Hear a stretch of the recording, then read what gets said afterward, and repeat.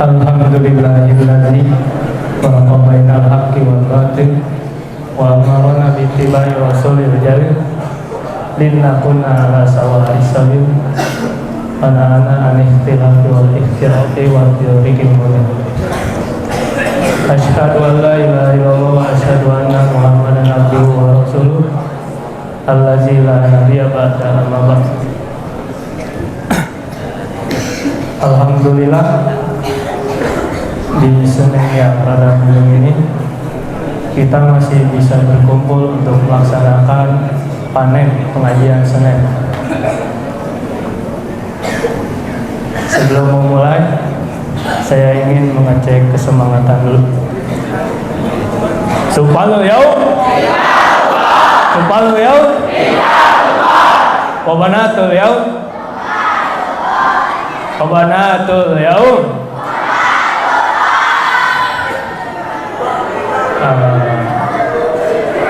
Untuk membersihkan waktu kepada Al-Ustaz Dede Tajul Arifin STH, kepada waktu dan tempat saya persilahkan.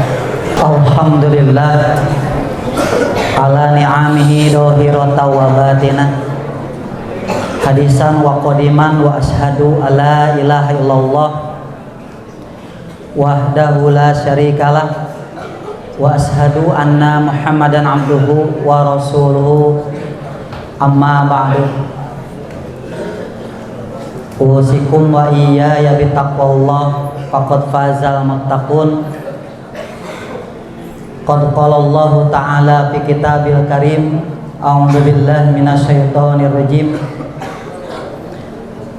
Wa in jahadaka ala an tusyrika bi ma laysa laka bihi ilmun fala tuti'huma wa sahibhuma fid dunya ma'rufa. Wa qala ta'ala idon wa qada rabbuka alla ta'budu illa iyyahu wa bil walidaini ihsana. Alhamdulillah, puja dan puji haturkan kepada Allah Rabbul Izzati dengan kudrah inayahnya. Alhamdulillah, pada hari ini, detik ini, saya kembali bisa hadir di tempat yang pernah menjadi saksi ana seperti saudara-saudara, adik-adik semua, yaitu belajar di Pesantren Persatuan Islam 67 Benda. Alhamdulillah, di sini di tempat yang mungkin ya sudah banyak perubahan, dan insya Allah dengan program-program pesantren yang lebih maju, mudah-mudahan Rijalul God semuanya dan juga Ummahatul God menjadi orang-orang yang sukses dunia dan akhirat. Di sini ada orang Bandung, seueur mainnya orang Bandungnya. Orang Jakarta ada. Orang Rancaikek, kayak Rancaikek. Alhamdulillah. Di orang luar juga insya Allah banyak ya di sini. Rijal God dan Ummahatul God yang dimuliakan Allah Subhanahu wa taala. Pada kesempatan ini insya Allah kita akan memurojaah sebuah kisah sejarah tentang seorang sahabat Nabi yang bernama Sa'ad bin Abi Waqqas. Mungkin teman-teman sudah hafal ya, atau pernah mendengar nama Sa'ad bin Abi Waqqas. Kira-kira iwatu iman teman-teman santriwan santriwati PPI 67 Benda, kita coba cek sejauh mana pengetahuannya tentang nama-nama sahabat. Yang pertama Khulafaur Rasyidin, yang 4. Yang pertama siapa? Abu Bakar apa namanya? Kemudian siapa lagi? 3, 4.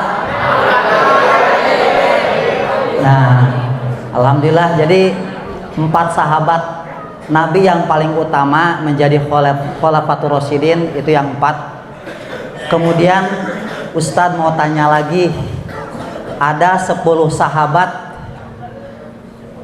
yang dijanjikan masuk surga. Yang 4 tadi sudah disebutkan. Ada yang mau nggak ke depan ke sini?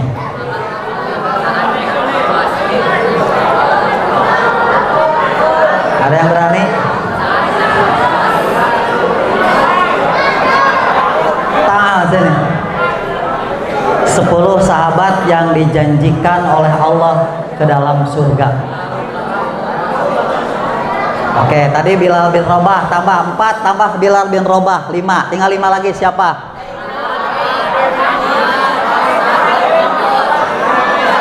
Sa'ad bin Abi 6, tinggal 4 lagi.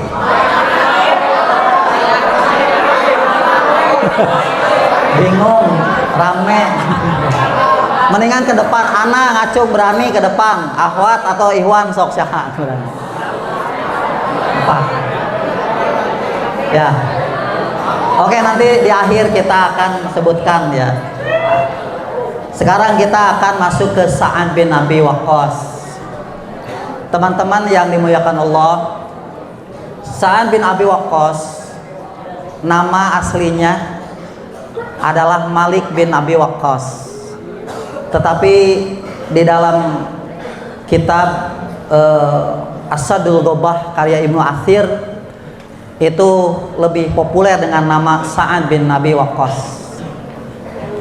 Beliau merupakan sahabat Nabi yang termasuk Asrun Mubassiruna bil Jannah, 10 sahabat yang telah dijanjikan akan masuk ke dalam surga ya.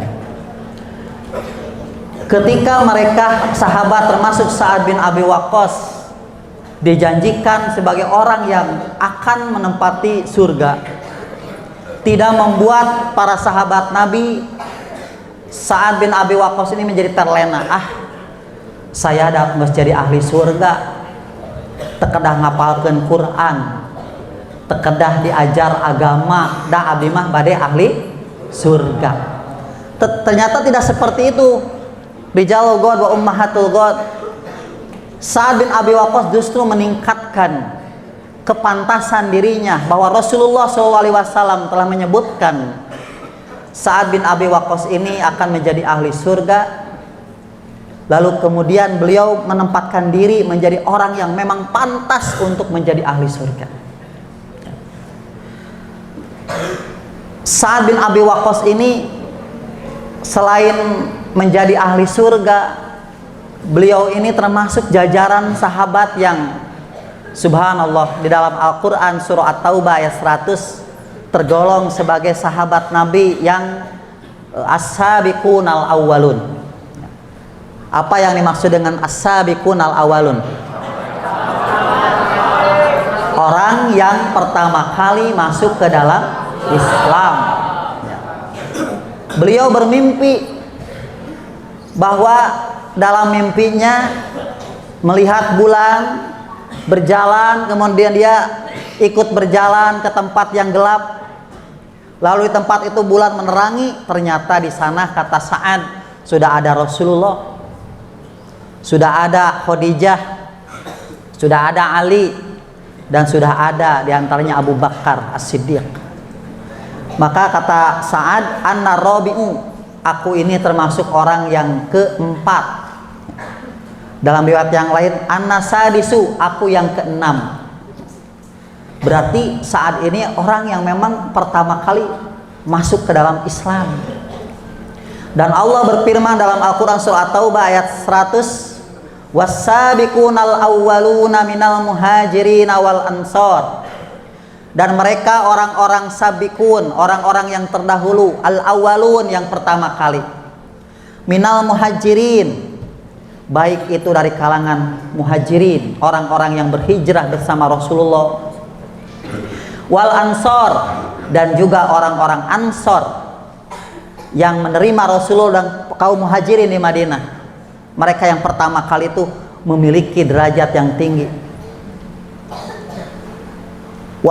Di antaranya wasabiqun al-minal muhajirin wa ansar walladzina tabauhum bi ihsan, dan orang-orang yang mencoba dengan generasi berikutnya yang mencoba mengikuti kebaikan-kebaikan manhaj keilmuan. Mereka adalah radhiyallahu anhum wa radu'an. Mereka ridho kepada Allah dan Allah Subhanahu wa taala pun ridho kepada mereka. Jadi yang termasuk wasabiqunal awalun, orang yang pertama kali masuk Islam di kalangan sahabat, baik itu muhajirin dan ansor, itu mereka punya dua jaminan. Yang pertama adalah radhiyallahu an, pasti Allah ridho kepada mereka. Wa addalahum jannatin tajri tahtahal anhar, dan Allah menjanjikan kepada mereka surga yang mengalir di bawahnya sungai-sungai.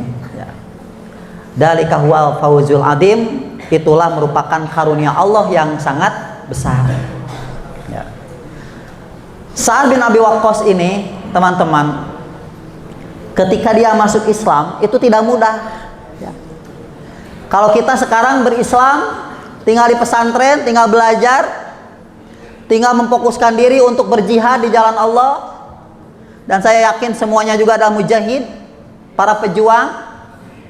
Waladina yahrujuna min baiti yatlubul ilma fahuwa fi sabilillahi hatta yarji'a, orang-orang yang keluar rumahnya mencari ilmu semata-mata karena Allah, maka dia ada di jalan Allah. Kalau kalian mati di sini, matinya mati sahih. Jadi jangan ragu, kalian ini adalah orang-orang yang betul-betul oleh Allah Subhanahu wa taala dipilih.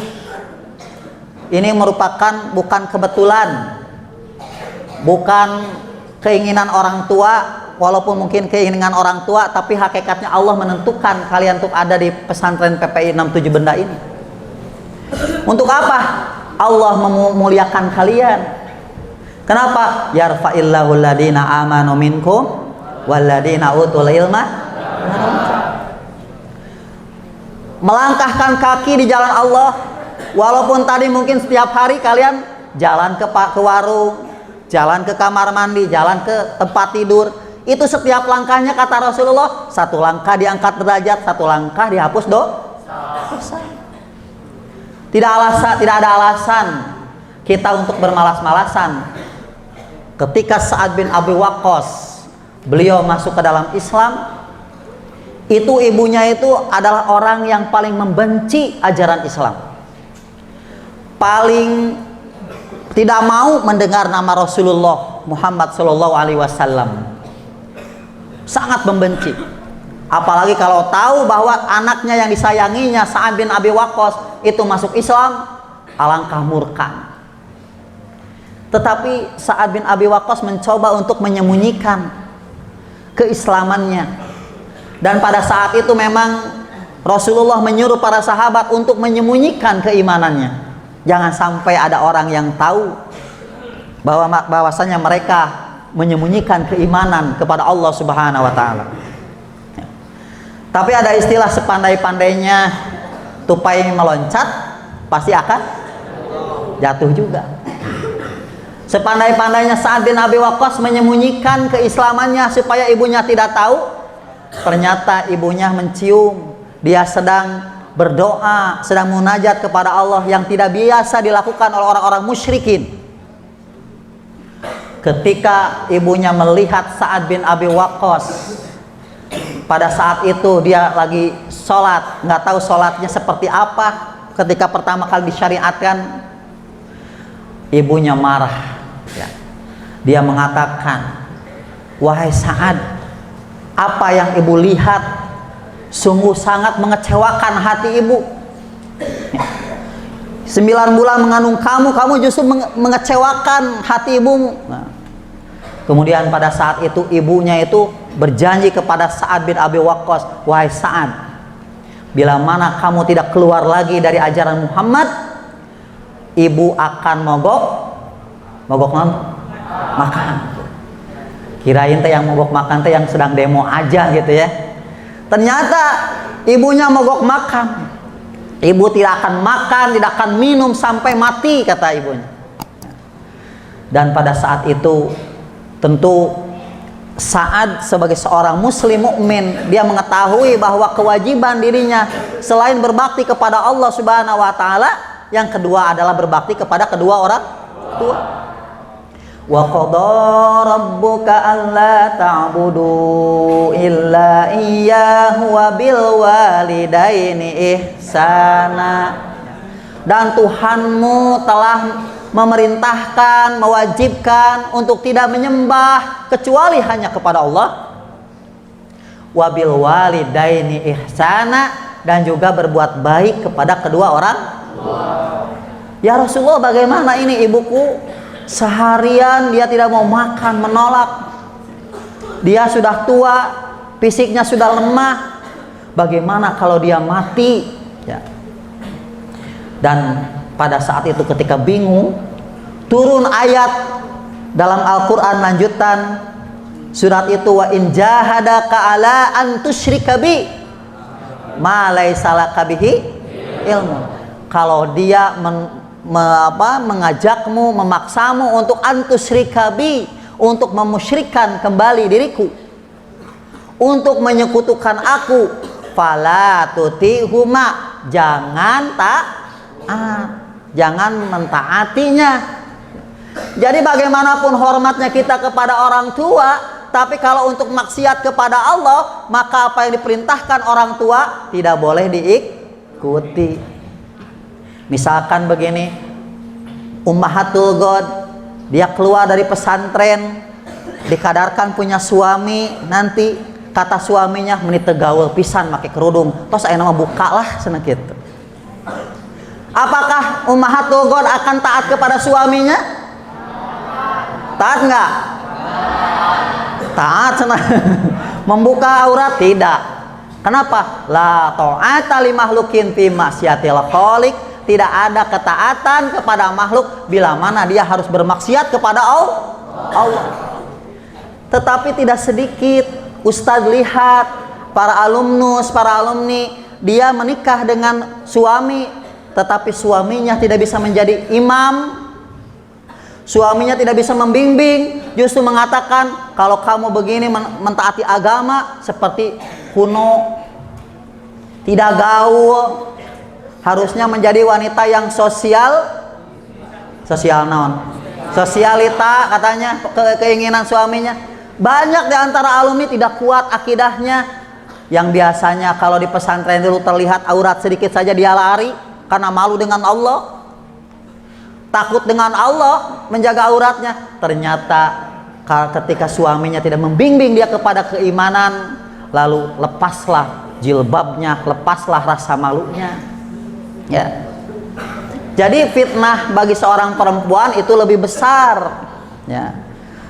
Begitu pula fitnah buat seorang laki.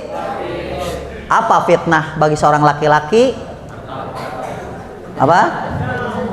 Perempuan, ya. Likulli ummatin fitnah wa fitnatu ummati an-nisa, kata Nabi.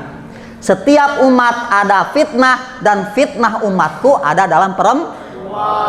Ketika perempuannya rusak, tidak menutup aurat, tidak memiliki rasa malu, maka hancurlah keadaan sebuah negeri. Betul atau betul? Betul. Ya. Makanya kalau nanti di Rijalul God, itu Rijalul God apa artinya? Bapak-bapak yang akan datang. Ustadz Opik, Ustadz di sini para asatid, ada Ustadz Irfan Hilmi, teman Ustadz angkatan. Ada Ustadz siapa? Hilmi Mubarak, ada Ustadz Hilmi. Ya. Itu semua dulunya Rijalul God, sekarang udah Rijalul An. Sudah jadi bapak. Ini waktunya membuktikan bahwa cita-cita pendidikan dulu menjadi Rijalul God, bapak-bapak yang akan datang, Ummahatul God, ibu-ibu yang akan datang, diwujudkan pada saatnya. Ya. Maka Rijalul God nanti akan menjadi pemimpin, menjadi imam, dan ummahatul God juga adalah calon ibu-ibu yang akan melahirkan generasi soleh dan soleh. Iwatu iman RG dan UG yang dimuliakan Allah, kembali tadi ke Sa'ad bin Abi Waqqas. Ketika Allah Subhanahu wa taala menurunkan ketegasan ayat bahwa tidak boleh taat kepada orang tua, dia mengatakan kepada ibunya, dan tercatat dalam tinta sejarah, ya ummi lau annaki mi'atun nafsin, hei ibuku, andai saja engkau memiliki 100 jiwa, fakharrajti nafsan, kemudian jiwa itu, ruhmu itu keluarkan satu jiwa demi satu jiwa, ma taraktu hadal amro, aku tidak akan pernah meninggalkan perkara ini, perkara Islam. Jadi dia lebih mencintai Allah dan Rasulnya dibandingkan kepada orang tua. Ya. Tetapi beliau wasahibhuma fid dunya ma'rufa, kata Allah, hei Sa'ad, tolong bergaulah dengan ibumu. Dia mengajak ibunya, ibu tolonglah makan satu suap, satu tetes minum, Bu.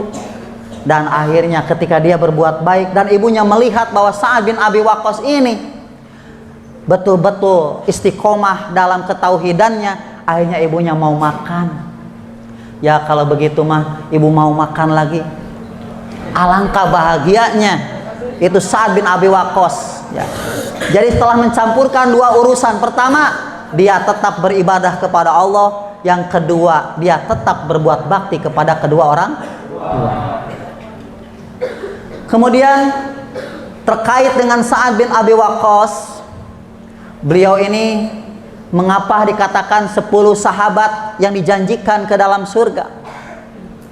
Ternyata dia memiliki beberapa keistimewaan. Keistimewaan yang pertama, Sa'ad bin Abi Waqqas ini dulu ketika Rasulullah dalam peperangan, Rasulullah mendengar dari tenda ada seorang pemuda yang membawa pedang, dan pedangnya itu menggaris kepada sebuah batu. Lalu Rasulullah bertanya, man fil kharij, siapakah yang ada di luar? Kata Sa'ad, ana Sa'ad ya Rasulullah, aku adalah Sa'ad wahai Rasulullah. Maka Rasulullah yang kagum dengan Sa'ad yang mau meronda untuk Rasulullah, tidak tidur untuk Rasulullah, lalu mendoakan, Allahumma ajib da'wata Sa'din idza da'ak. Ya Allah, ijabahlah doa Sa'ad ketika dia berdoa kepadamu. Lalu kata Nabi, wahai Sa'ad, semenjak saat ini kalau engkau berdoa kepada Allah pasti akan dikabulkan. Karena Sa'ad ini telah didoakan oleh Rasulullah supaya doa-doanya itu dikabulkan. Ya. Dan benar saja kata para sahabat, kalau para sahabat begitu hati-hati kalau bergaul dengan Sa'ad. Kata sahabat, ingat, kalian jangan sampai melukai hati Sa'ad. Kenapa? Kalau Sa'ad berdoa tentang kalian apalagi keburukan, maka itu pasti akan diijabah oleh Allah. Ya. Dan kata para sahabat, itu pernah terjadi bahwa ketika Sa'ad bin Abi Waqqas beliau diangkat menjadi seorang gubernur di daerah Irak, ya, di daerah Kufah, dia itu pernah dilaporkan ke Khalifah Umar oleh seseorang. Wahai Khalifah Umar, tahukah gubernur kamu itu seburuk-buruknya gubernur? Kata Umar, ada apa memangnya? Dia itu kalau sholat tidak benar, dia itu sholatnya ngaco, rukunya, sujudnya tidak benar, tidak pantas menjadi seorang gubernur. Kenapa? Karena dulu seorang gubernur itu pasti harus memimpin sholat 5 waktu, sholat Idul Fitri, Idul Adha, sholat Jumat. Itu seorang gubernur, seorang pemimpin, ya. Maka teman-teman, pada saat itu Sa'ad dipanggil oleh Umar radhiyallahu an, oleh khalifah. Dia pergi daripada Kufah, pergi kemana? Ke Madinah. Ditanya, diinterogasi oleh Sayyidina Umar, oleh khalifah, hei Sa'ad, Aku mendapat laporan kamu sholatnya tidak benar. Kalau benar kamu sholatnya tidak benar, saya pecat sekarang juga kamu jadi gubernur. Coba kamu sholat, bagaimana ruku? Kemudian dia praktek sholat, rukunya, sujudnya. Kemudian kata Umar, benar kamu sholatnya, tapi kenapa orang tersebut mengatakan kamu itu tidak benar? Jadi pada saat itu teman-teman, seorang pemimpin itu salah satu kriteria harus sholatnya harus benar, rukunya harus sempurna. Gimana kalau ruku yang sempurna itu? Lurus punggungnya ya, kepalanya harus gimana? Lurus juga. Kemudian jari-jari tangannya di mana? Di lutut, dirapatkan atau dilenggangkan? Dilenggangkan. Kakinya, jari-jari kakinya harus menghadap kiblat. Ternyata sholat Sa'ad bin Abi Waqqas benar, sujudnya juga benar. Panggil orang tersebut, dipanggil. Kenapa kamu memfitnah orang ini, sahabatku ini? Ternyata aku udah periksa tidak. Wahai Sa'ad, gimana kamu akan membalas apa terhadap orang ini? Kata Sa'ad, aku tidak akan membalas, tidak akan memukulnya, tapi aku hanya akan mendoakannya. Bagaimana doanya? Allahumma atil umrahu, ya Allah panjangkan umur. Kira-kira kalau teman-teman ada yang mendoakan panjang umurnya, mau atau nggak mau? Sing panjang yuswa, sing panjang umur, mau nggak? Tergantung. Kalau banyak utang sih panjang umur ripuhnya Ustadz. Berarti kan dia sebenarnya didoakan panjang umurnya, bagus itu. Tapi doa yang kedua, wa atil faqrahu, ya Allah, wa fitnah tahu, ya Allah panjangkan juga fitnah dan kefakirannya. Sing panjang umur, tapi mudah-mudahan anjeun teh sing panjang kefakirannya, sing panjang fitnahnya, ujian kehidupannya. Nauzubillahi min. Ternyata ketika 30 tahun masa khalifahan sudah lewat, di sebuah pasar di Madinah ada seorang laki-laki yang sudah sangat tua, sampai alisnya itu sampai panjang ke sini. Nggak ada ya alisnya sampai panjang itu, kecuali di film-film itu ya. Saking tuanya, berapa usianya usianya saya itu udah 166 tahun. Tapi yang aneh, dia itu tiap hari di pasar meminta-minta kepada orang, minta ya. Tiap hari itu, dari mulai sajak muda sampai orang tua, dia minta-minta. Ada wanita lewat, anehnya itu tua-tua keladi, makin tua makin jadi, bukannya tobat malah ke apa bahasa orang sininya, kalau ada perempuan tuh suka noel-noel gitu, naunya genit ya, ya nggak tahu bahasa bendanya apa ya. Ketika ada yang bertanya, nah kakek teh sakedeung deui lebat kana kuburan tapi kalakuan siga kieu, apa jawaban kakekna? Asobatni dakwatu Sa'din, kakek seperti ini gara-gara doanya Sa'ad kepada kakek.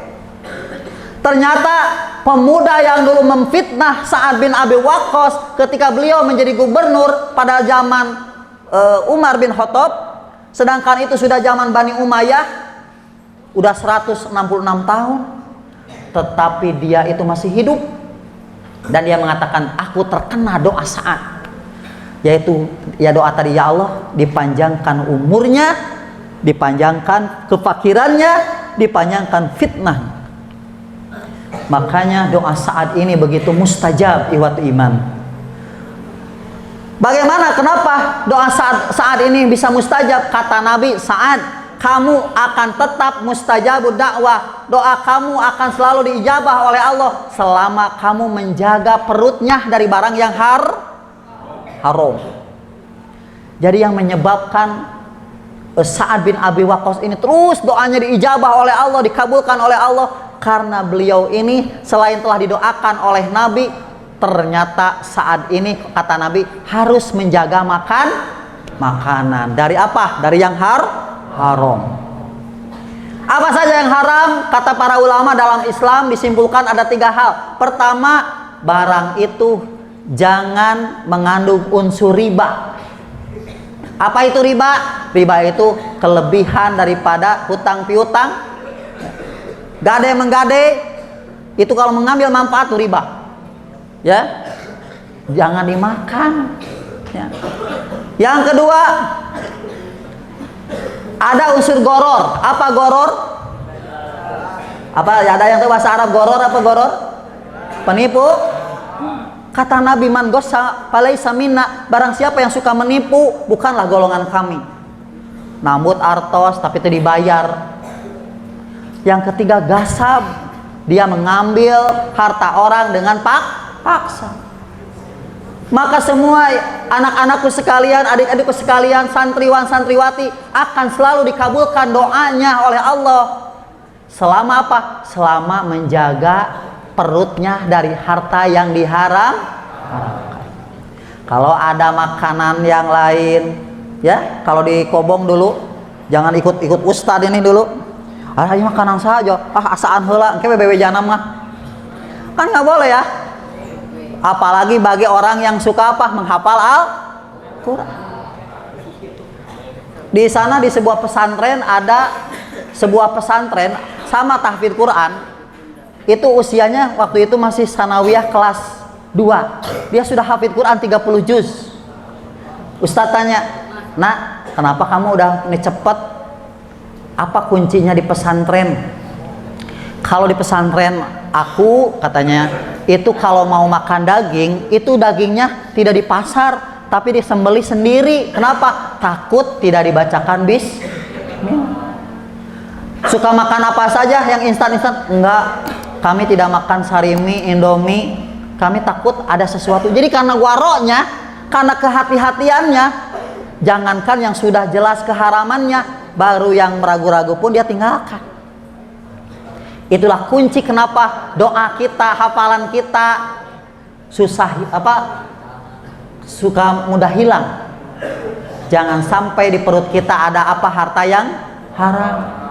Kalau kita pernah makan harta teman kita, makanan teman kita tanpa sepengetahuannya, segera dihalal. Tolong, waktu kemarin tuh saya makan rotinya, kemarin tuh saya ngambil, mohon maaf saya ganti. Kenapa?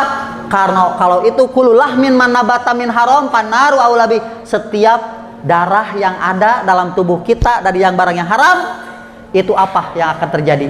Akan dibalas dengan api neraka. Makanya Sa'ad bin Abi Waqqas itu kena doanya. Subhanallah. Kalau kita bisa nggak mustajabu dakwah? Pertama, ya siapa yang mustajabu dakwah? Mereka yang sedang saum. Dulu kalau ustaz di hari ini Senin dan Kamis, banyak yang sudah tradisi di sini santriwan santriwati itu suka rajin saum Senin Kamis. Suka juga Iwa? Masih suka Senin Kamis? Insya Allah ya. Semangat. Kenapa? Karena dengan saum ini doa kita akan diijabah. Yang kedua, doa mereka yang seorang ibu kepada anaknya. Makanya jangan sampai menyakiti hati orang tuh, khususnya ibu. Ibumu.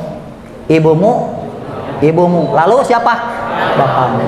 Jadi 3 tingkat derajat ibumu daripada ayahnya. Hati-hati dengan doa ibu. Ya. Kalau pulang ke rumah, yang harus kita perhatikan, yang harus kita berbuat baik adalah kepada ibumu, lalu ke bapamu. Ya. Subhanallah. Nah.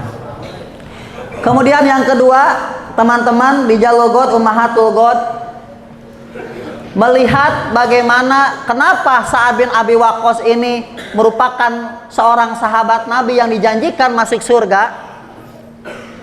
Beliau ini adalah orang yang pernah ikut perang Uhud. Tahu gak perang Uhud? Tahun berapa perang Uhud terjadi? 3 Hijriah. Bertepatan dengan berapa Masehi? 2022 bukan.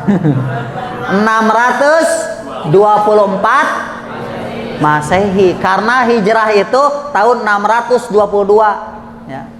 Ditambahkan saja 3 tahun. Dan pada saat itu Rasulullah masih ingat kita dalam perang Uhud. Rasulullah menghadapi kafir Quraisy yang jumlahnya 3.000 orang. Rasulullah hanya 700 orang. Kenapa yang awalnya 1.000 orang 300 meninggalkan peperangan? Karena mereka orang munafik. Jadi kalau ada orang yang meninggalkan perjuangan, itu adalah orang munafik. Apa ciri orang munafik itu dalam hadis? Apabila ngomong bohong, apabila berjanji ingkar, 3 apabila diamanahi khianat. Tuh. Jadi jangan sampai dari sejak kecil kita biasakan kalau ngomong bohong, jangan. Wa idha khosoma pajaro. Dalam satu riwayat lagi dalam Kitabul Jami Bulughul Maram, Ustaz masih ingat dulu para asatidz mengajarkan wa idha khosoma pajaro. Kalau dia bermusuhan dengan teman, dia sulit memaafkan. Cung, di sini ada ya kalau punya masalah sulit memaafkan. Tuh. Jangan ya, harus mau memaafkan.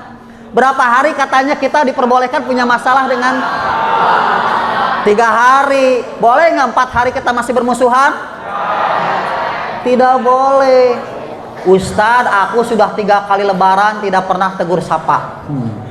Ini 3 hari, ya, itu nggak boleh, ya. Sa'ad bin Abi Waqqas itu dia diperintahkan oleh Rasulullah untuk menjadi salah satu pasukan pemanah.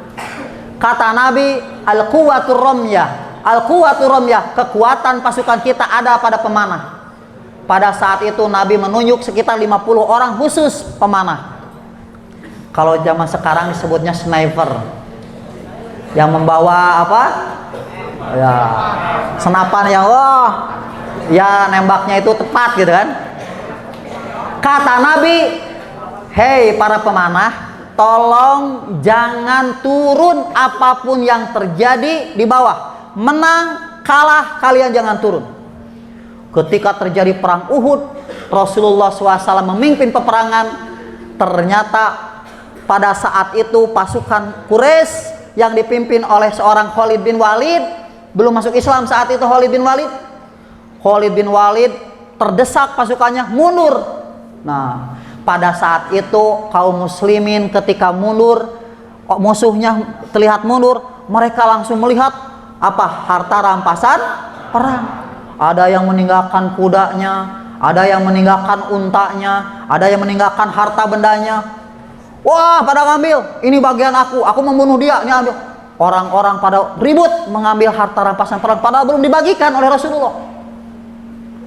Pada saat itulah fitnah, likulli ummatin fitnah, wa fitnatu ummati almal. Setiap umat ada fitnah, dan fitnah umatku tadi perempuan, yang kedua adalah almal, materi harta. Kata para pemanah, wah kalau begini sih ceritanya kita nggak akan kebagian. Orang sabar kayaknya nggak akan kebagian. Ayo kita turun. Akhirnya yang 50 pasukan itu turun ke bawah, ikut ribut mengambil harta ghanimah.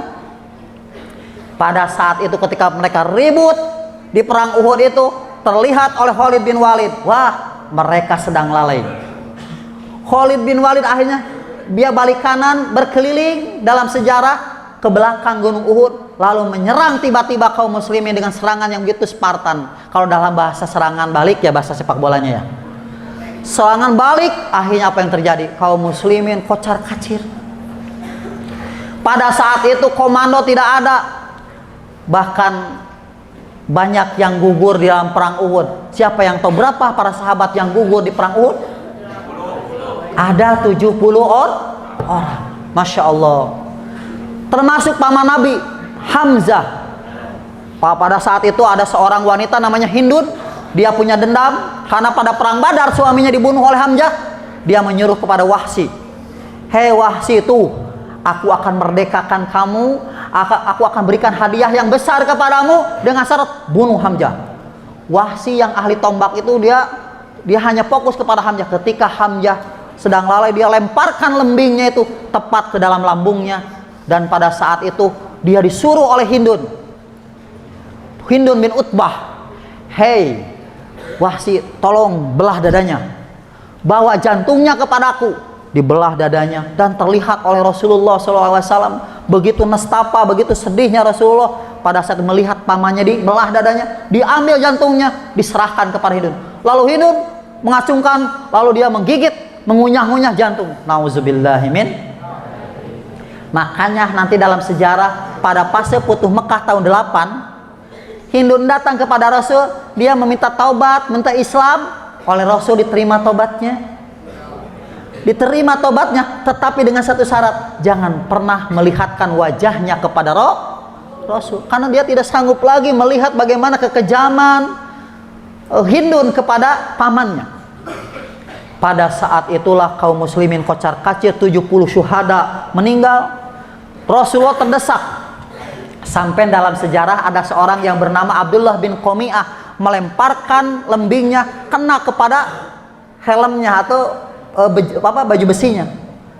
Tanggalah gigi Rasulullah SAW. Dia menghempaskan pedangnya, memukul ininya Rasulullah. Untung kenapa baju besinya. Dan kata Rasulullah, tidak ada yang lebih sakit daripada pukulan itu yang pernah aku rasakan. Rasulullah terjatuh, dan pada saat itu ada setan berteriak, "Inna Muhammadan qad mata, Muhammadan qad mata, Muhammad telah mati." Pada saat itu yang tinggal pemanah tinggal 2 orang. Siapa dia? Sa'ad bin Abi. Yang satu lagi ada Talhah bin Ubaidillah. Nabi dia melihat, wah ternyata Nabi masih terlihat napasnya, darahnya bercucuran, giginya itu tanggal kelihatan. Lalu di antaranya ada Abdurrahman bin Auf. Dia gigit itu apa? Besi yang menancap di pipinya, lalu tanggal giginya. Dia minum darahnya Rasulullah. Kata Nabi, barang siapa yang mengalir darahku dalam tubuhnya, Allah haramkan dia ke dalam neraka. Pada saat itulah orang-orang musyrik kata Khalid, "Muhammad masih hidup, ayo serang." Pada saat itu kaum kafirin naik ke Gunung Uhud. Rasulullah SAW dibopong oleh Ali bin Abi Thalib, kemudian dijaga di depannya oleh pasukan 2 orang pemanah, yaitu Sa'ad bin Abi Waqqas dan juga Talhah bin Ubaidillah. Pasukan kafir datang, dia mau membantai Rasulullah, ditakis dengan tangannya Talhah bin Ubaidillah, jari-jarinya putus. Wah, putus. Dia pun jatuh. Kata Rasulullah, "Tahukah kamu orang yang mati syahid tapi hidup? Dialah Talhah bin Ubaidillah." Kemudian dia memegang panahnya Sa'ad bin Abi Waqqas. "Hei Sa'ad, demi ayah dan ibuku, aku tebus dirimu dengan ayah dan ibuku. Tolonglah panahkan panahmu untuk menghujam musuhmu." Wah, Sa'ad bin Abi Waqqas yang ahli memanah itu, dia hujamkan panahnya kepada orang-orang, sehingga Rasulullah terus ditarik oleh Ali ke atas. Dia menahan orang-orang kafir. Pada saat itu ada juga pasukan mau menombak Rasulullah di perang Uhud. Kemudian ada seorang pemuda yang dulunya, wah subhanallah, suka memakai wangi-wangian yang paling wangi di Mekah. Dia membawa bendera namanya Mus'ab bin Umair. Pernah mendengar Mus'ab bin Umair? Ya. Mus'ab bin Umair dia membabatkan bendera Islam itu, menghalangi tombak pedang yang akan menghantam Rasulullah. Dan pada saat itu Mus'ab bin Umair tidak kurang daripada 39 pedang dan tombak menancap dalam tubuhnya. Sampai Rasulullah menangis melihat Mus'ab bin Umair, karena ketika mau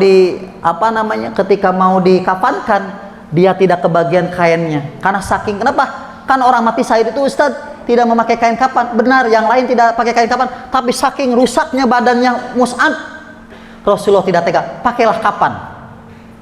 Ketika kafannya ditarik ke atas, kakinya terlihat.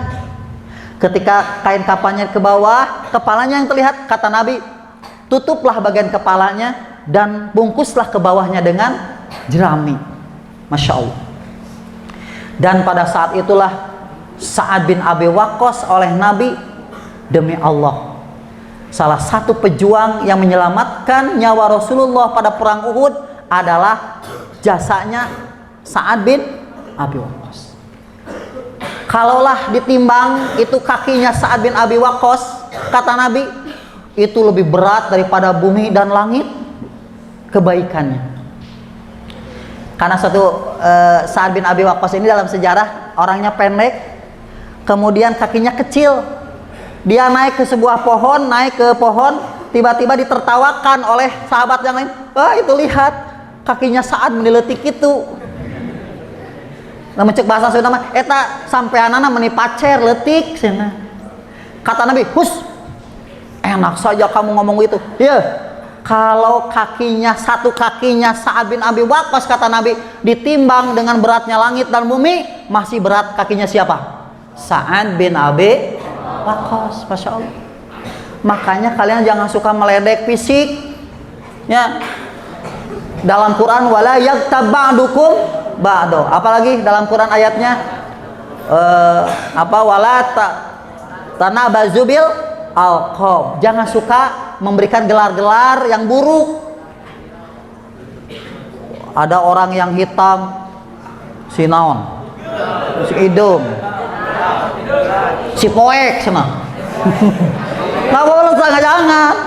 Aya anu pendek diejek. Wah, mana teka tinggali sirahna? Anu jangkung, eta tihang listrik nu jangkung teuing. Ulah suka mengej asa barangkali mereka yang kau ejek itu lebih baik daripada kamu. Apakah kemuliaan dari ketampanan?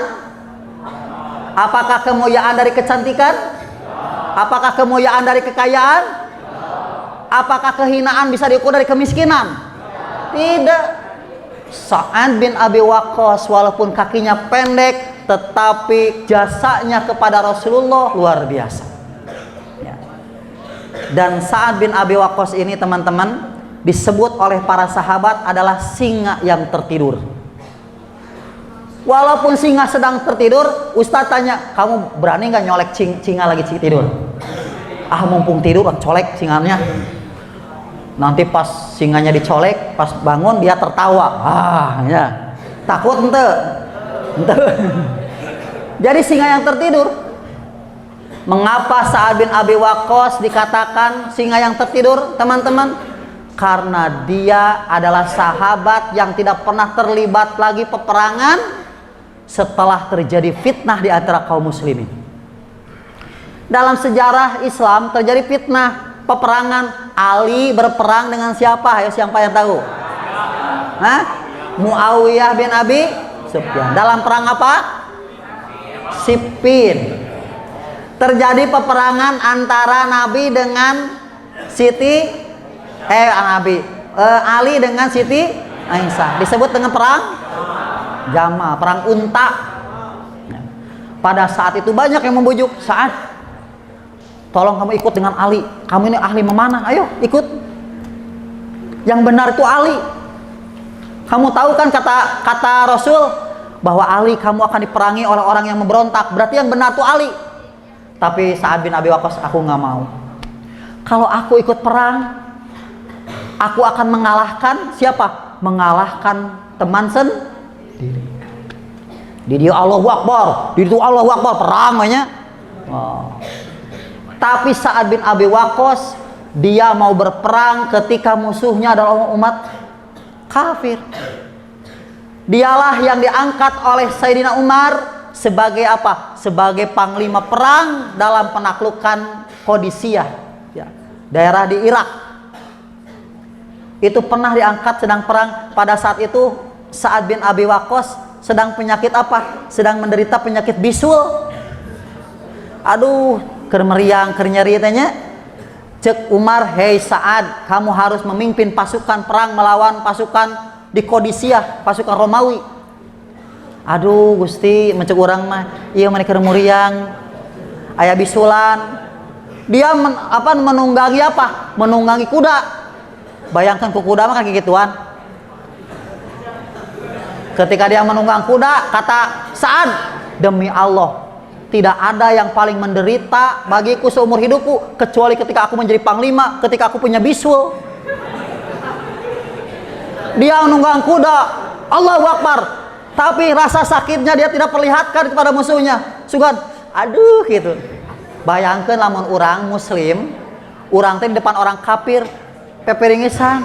Cek orang kafir teh, panglima nage geringan gitu geuningan. Jadi kata Rasul, jangan memperlihatkan kelemahan di depan musuh Islam. Jangan kalian sedang sakit memperlihatkan kesakitan. Nah, cenah teu belajar nak poe bieu cek ustad teh teu ngiringan diajar ilmu sorof, teu diajar ilmu nahu, cenah abdi nuju tedamang naon, tedamang kutil cenah. Mana kutil alasan. Si AA naon teu diajar ilmu, teu diajar tahfidz. Abdi teh nuju sakit hati cenah. Nuju putus cinta. Cemen ya. Sa'ad bin Abi Waqqas dia jadi panglima di depan, menjadi panglima yang gagah. Dia memimpin pasukan padahal katanya dia sedang sangat bayangkan di tangannya Irak kekuasaan Romawi jatuh dan dikuasai oleh kaum muslimin. Dan Sa'ad bin Abi Waqqas walaupun beliau itu berjuang, sisa pedangnya ada di mana-mana, tetapi mautnya dia meninggal di atas kasur. Keberanian tidak menyebabkan kamu cepat mati. Ketakutan tidak menyebabkan kamu jauh dari kematian. Mendingan milih mana? Iskariman aumut syahidan. Apa artinya? Hidupmu ya atau mati syahid ya. Itu dia Sa'ad bin Abi Waqqas, teman-teman. Dan dalam sejarah Sa'ad bin Abi Waqqas ini pernah berekspedisi ke mana? Ke Cina. Dialah orang yang pertama menyebarkan Islam di Cina. Di Cina itu ada sebuah daerah namanya Kanton. Di sana itu ada sebuah masjid diberi nama Masjid Sa'ad bin Abi Waqqas. Karena dia itu yang pernah mengislamkan orang Cina. Dan di sana juga ada makam, tapi konon makamnya Sa'ad bin Abi Waqqas. Tapi dalam catatan sejarah, makamnya Sa'ad bin Abi Waqqas yang lebih kuat pendapatnya ada di pekuburan Baqi di Madinah.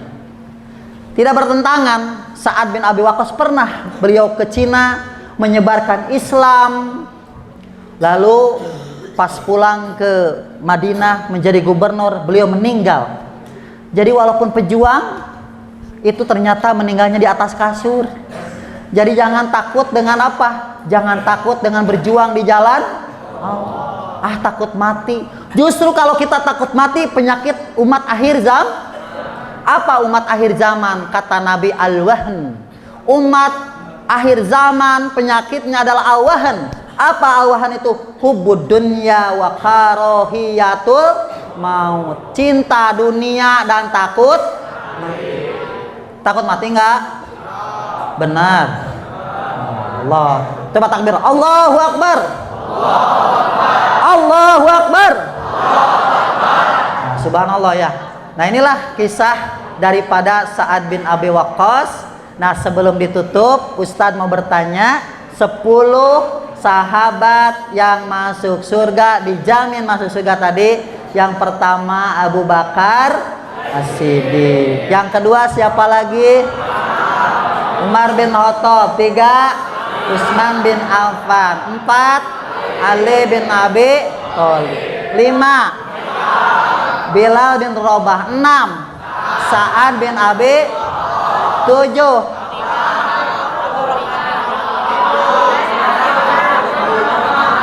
yang ketujuh Sa'id bin Zaid.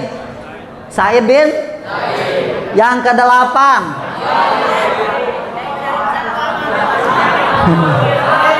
Abdurrahman bin Auf. Yang ke-9